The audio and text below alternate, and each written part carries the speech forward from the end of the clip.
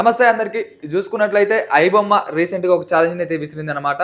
ఆ పోలీసులు కూడా వాళ్ళందరికి కూడా ఐబొమ్మ అనే ఒక యాప్ ను కూడా తీసేస్తామని చెప్పి వాళ్ళందరిని కూడా పట్టుకుంటామని చెప్పి ఒక ఛాలెంజ్ అయితే విసిరింది. ఆ ఛాలెంజ్ ను కూడా ఐబొమ్మ వాళ్ళు తిప్పి కొడుతూ ఒక ప్రకటన కూడా చేశారనమాట. ఆ ప్రకటన ఏంటంటే, మా వెబ్సైట్ వైపు చూసినట్లయితే మీ అందరి జీవితాలు కూడా బట్టబయలు చేస్తాం, మీరు చేసిన ఆరోపణలు కావచ్చు, మీరు ఎవరెవరికి దగ్గర ఉంటున్నారు వాళ్ళందరికీ కూడా నేను దగ్గరుండి కూడా అవన్నీ కూడా రిలీజ్ చేస్తామని చెప్పడం కూడా చూసిన. దాన్ని పోలీసులు కూడా రీసెంట్ గా ఒక ఛాలెంజ్ లాగా తీసుకొని ప్రతి ఒక్క దాన్ని కూడా ఎవరెవరైతే ఈ పైరసీ చేస్తున్నారో ఐబొమ్మ యాప్ నిర్వాహకుని కూడా రీసెంట్ గా కుక్కట్పల్లిలో చూసుకున్నట్లయితే కుక్కట్పల్లి అతని అపార్ట్మెంట్ లో కూడా ఇమ్మాడి రవి అనే వ్యక్తిని కూడా అరెస్ట్ చేయడం చూస్తున్నాను. ఈయన ఐబొమ్మ అనే ఒక యాప్ ని ఉంచుకొని అందులో రీసెంట్ గా వచ్చిన సినిమాలు కావచ్చు ప్రతి ఒక్క దాన్ని కూడా హెచ్డి ప్రింట్ లో వాళ్ళందరికీ కూడా అందజేస్తున్నట్టు ఆ యాప్ లో పెడుతున్నట్టు కూడా చూస్తున్నాం. కొన్ని గంటల వ్యవధిలోనే సినిమా రిలీజ్ అయిన కొన్ని గంటల వ్యవధిలోనే హెచ్డి ప్రింట్లు అయితే అందులో వస్తున్నాయి అనమాట. అంటే రీసెంట్ గా చూసుకున్నట్టు ఐబొమ్మ అనే యాప్ లో కూడా బేసిక్ యాప్స్ అనేది ఉన్నాయంట. బప్పం అని ఒకటి, అది కొన్ని రోజులు ఇక్కడ పోలీసులు ఒక రోజు షాక్ ఇచ్చిన తర్వాత మళ్ళీ దాన్ని ఐరాదా అనే ఒక దాంతో కూడా వీటన్నిటిని కూడా కంబైన్ చేసి ఆ సినిమాలని హెచ్డి ప్రింట్లు, వెబ్ సిరీస్ అన్ని కూడా అందులో అప్లోడ్ చేస్తున్నారు అనమాట.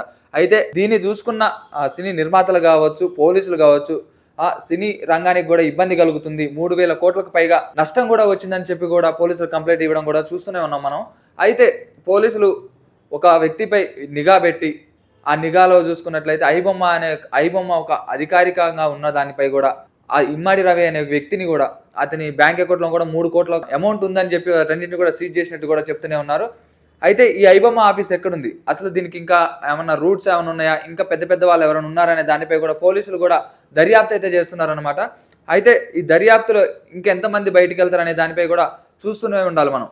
అయితే ఈ ఐబొమ్మ ఒక ఆఫీస్ అనేది కూడా కరేబియన్ దీవుల్లో ఉంది. అసలు కరేబియన్ దీవుల్లో ఎక్కడుంది ఆఫీసు అనే దానిపై కూడా పోలీసులు అందరూ కూడా నిఘా పెట్టి వీటన్నిటిని కూడా ఛేదించే ప్రయత్నంలో కూడా వాళ్ళందరూ కూడా బాగా కష్టపడుతున్నారని అనుకోవచ్చు. ఎందుకంటే ఇన్ని రోజుల్లో కూడా ఐబొమ్మ ఒక ఓనర్ని కూడా పట్టుకోవాలని చాలా వరకు కూడా కృషి చేస్తున్నారు. అలాగే సినీ నిర్మాతలు కావచ్చు, పెద్ద పెద్ద రాజకీయ నాయకులు కావచ్చు, వాళ్ళందరి దగ్గర కూడా ఒక ప్రెజర్ అనేది రావడంతో పోలీసులు అందరూ కూడా వీటన్నిటిని కూడా దగ్గర నుండి నిఘా పెట్టి మరి ఇమ్మాడి రవి అనే వ్యక్తిని కూడా అరెస్ట్ చేయడం చూస్తూనే ఉన్నాం. అయితే ఇప్పటికైనా ఈ ఐబొమ్మ ఒక పైరసీ అనేది ఆగుతుందా, లేకపోతే మళ్ళీ ఇంకా దీని వెనక ఇంకెవరైనా ఉన్నారా అనే దానిపై కూడా పోలీసులు అందరూ కూడా చూస్తూనే ఉన్నారు. నిఘా అనేది ఇంకా స్టార్ట్ చేస్తున్నారు, ఇంకా వాళ్ళందరినీ కూడా వెతుకుతూనే ఉన్నారు అనమాట. అయితే మనం చూసుకున్నట్లయితే సినీ నిర్మాతలందరూ ఇంత డబ్బులు చేస్తున్నారు, ఇంత డబ్బులు ఖర్చు పెడుతున్నారు ఒక సినిమాకి అని చెప్పి అతనికి సినీ పరిశ్రమలో పనిచేసే ఒక చిన్న చిన్న వ్యక్తులు కావచ్చు, ప్రతి ఒక్కరికి కూడా ఇబ్బంది కలుగుతుంది, వాళ్ళందరికీ కూడా డబ్బులు అనేవి పెంచండి, వేతనాలు ఏమైనా పెంచండి, మీ స్వార్థం మీరు చూసుకోవద్దని చెప్పి కూడా అతను ఇవన్నీ చేస్తున్నా అని చెప్పి కూడా చూస్తూనే ఉన్నాం. అయితే ఎక్కువ రెమ్యునరేషన్ అంటే ఒక సినిమా ఒక 200 కోట్లు 300 కోట్లు పెట్టినట్టయితే ఎక్కువ రెమ్యునరేషన్ ఒక 100 కోట్ల పైగా హీరోకే ఇస్తున్నారు.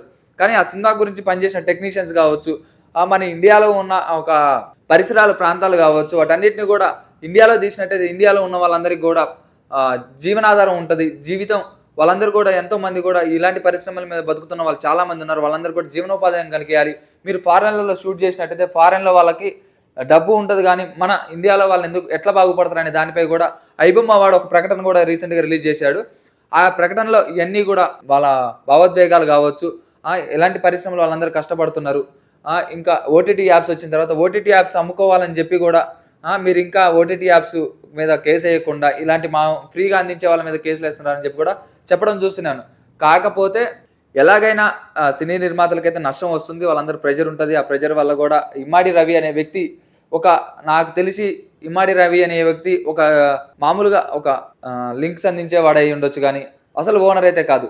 అసలు ఓనర్ ఇంకెవరున్నారు, దాని వెనక ఇంకెవరున్నారు అనే దానిపై కూడా పోలీసులు అందరూ కూడా ఛేదిస్తున్నారు.